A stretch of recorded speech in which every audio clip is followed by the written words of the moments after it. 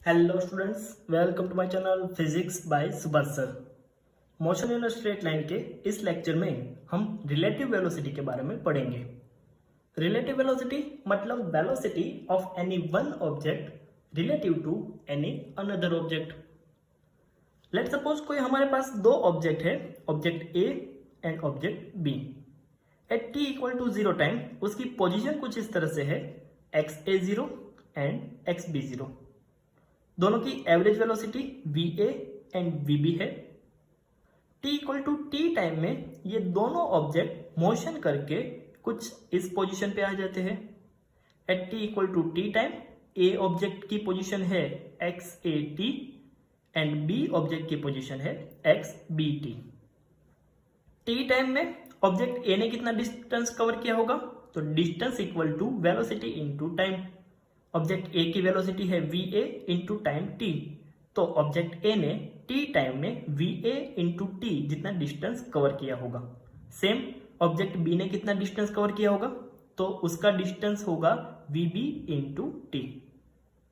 अब object A की final position x A T को हमें लिखना है, तो हम इस तरह से लिख सकते हैं। ऑब्जेक्ट ए की इनिशियल पोजीशन जो थी X A 0 plus T time में ऑब्जेक्ट ने जो भी डिस्टेंस कवर किया होगा वो, that means V A T.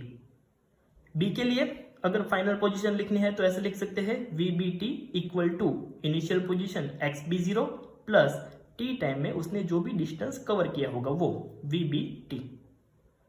इस दोनों ऑब्जेक्ट की फाइनल पोजीशन के बीच का अगर हमें डिफरेंस लिखना है तो हम ऐसे लिख सकते हैं, X B T minus X A T. तो उसको मैं कंबाइन ऐसा लिख सकता हूं, X B A T equal to X B T minus X A T.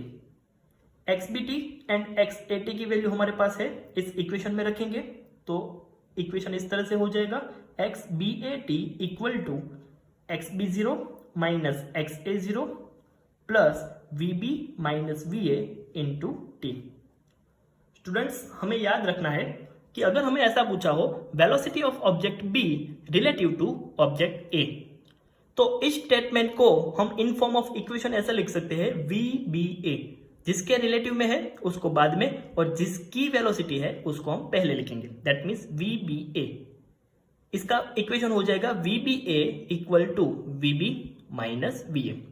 Same अगर आपको पूछा हुआ है velocity of object A relative to object B, तो वो इस तरह से लिखा जाएगा, V A B equal to V A minus V B. इस दोनों इक्वेशन के ऊपर से हम ऐसा लिख सकते हैं, V A B equal to minus V B A. That means object A की ऑब्जेक्ट बी के रिलेटिव में velocity V A B, object B की ऑब्जेक्ट ए के रिलेटिव में वेलोसिटी वी बी ए जितनी ही और नेगेटिव होगी। अब हम कोई दो ऑब्जेक्ट के लिए डिफरेंट टाइप के एक्सटी ग्राफ समझते हैं। लेट सपोज कोई ऐसा केस है जिसमें दोनों ऑब्जेक्ट की वेलोसिटी सेम है, दैट मीन्स ऐसा हुआ vb minus V A equal to 0। तो इस केस को एक्सटी ग्राफ में कैसे ड्रॉ करें? दोनों की वेलोसिटी सेम है, दैट मीन्स दोनों ऑब्जेक्ट के लिए जो एक्सटी ग्राफ की लाइन दी होगी वो पैरेलल होगी। That position time graph are straight line parallel to each other. इसके अलावा द रिलेटिव वेलोसिटी VAB और VBA is 0 in this case.